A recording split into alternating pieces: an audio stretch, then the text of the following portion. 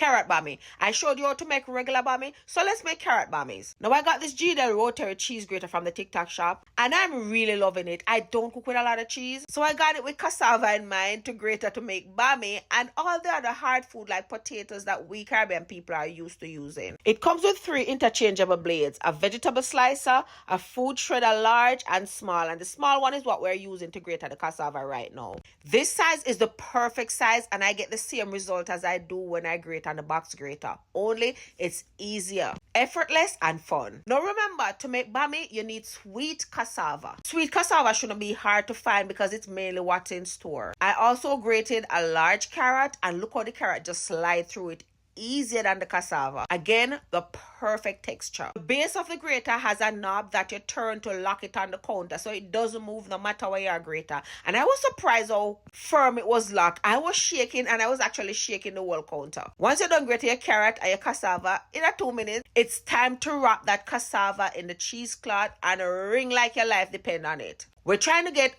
all the juice out. However, I left the juice in the carrot. I did not squeeze it out. Someone commented in my last video that a juicer would work well for squeezing out the juice, and oh my god, I think that person saw the puzzle. I feel like after you grate it like this, it's great to just put it in your juicer and let it pass through and it come out dry. Once it come out dry, you just take it out of the cloth, open it up, and I leave it sitting for like an hour or so for air to pass through it. Growing up with my granny and make bammy, she used to leave it open and they sit it out in the sun for dry. But I feel like they used to use bitter cassava. This is sweet cassava, and once the juice is squeezed out and it's cooked, it's safe for eating. I made some the other day and it was so good. Me have to make it again, and see me and not do me. People not follow nobody. We love with all time people, but we have to admit that they do the most sometimes, or they did the most. Also, I believe strongly that the cassava that they used to use was definitely the bitter cassava, why it went through that process, because the bitter cassava need a different process from the sweet cassava. Now I'm making some regular and I'm making some carrot bammy. So I mix some cassava with carrots over there with a little butter and a little fine Celtic salt, and I just rub it in nice to combine everything.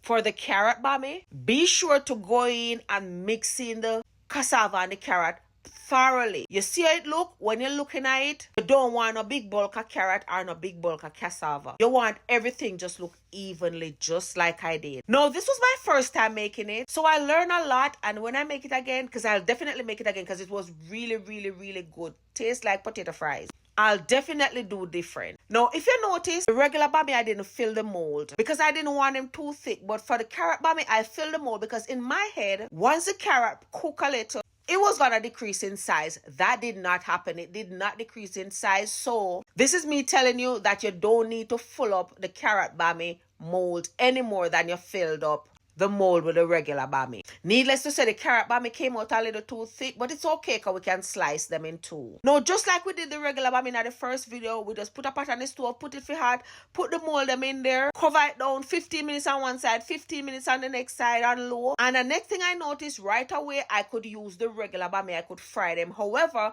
the carrot bammies need to sit a little bit and cool down so they set before you fry them, especially if you're gonna cut them. Once they set, they can cut nicely just like the regular bammy, but I've noticed that they really do need to set. Another thing, next time I'll definitely use a little less carrot because I feel like I did 50-50, but I probably would do like 60-40, so 60% cassava and 40% carrot. I strongly recommend that you try this carrot bammy. Cassava is a starchiest grown food, so make your bammy healthier by trying this.